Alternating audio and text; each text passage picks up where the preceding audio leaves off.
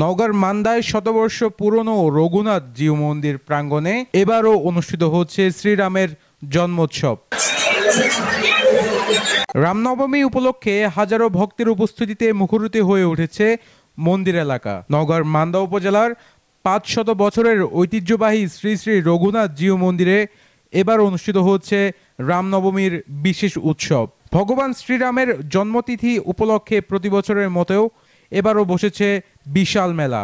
দেশের বিভিন্ন জেলা উপজেলা ছাড়াও ভারত থেকেও আগমন ঘটেছে অসংখ্য রাম ভক্তের। ভক্তদের দাবি, এই মন্দিরে আসলে রামচন্দ্র মনোবাঞ্ছা পূর্ণ করেন। এমনকি অন্ধরা চোখ ফিরে পায় বলেও বিশ্বাস রয়েছে বহু ভক্তের মাঝে। রাম নামের ধ্বনিতে মুখরিত পুরো মন্দির প্রাঙ্গণ। মেলা ঘিরে বসেছে হরেক রকমের দোকানপাট, পূজা, ভোগ প্রসাদ ও ধর্মীয় আচার অনুষ্ঠান চলছে নির্বিচারে।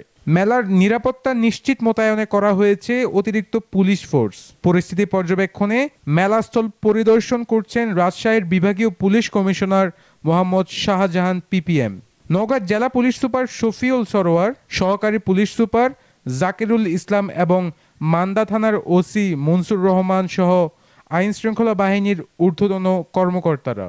চৈত্র মাসের রামনবমী তিথিতে শুরু হওয়া এই মেলা চলবে লক্ষণ ভোজনের দিন পর্যন্ত। রামভক্তদের ভক্তি ও আস্থার এক বিরল নিদর্শন হয়ে উঠেছে মান্দার এই ঐতিহ্যবাহী রঘুনাথ জিউ মন্দির। ডেস্ক নিউজ, প্রতিদিনের কাগজ।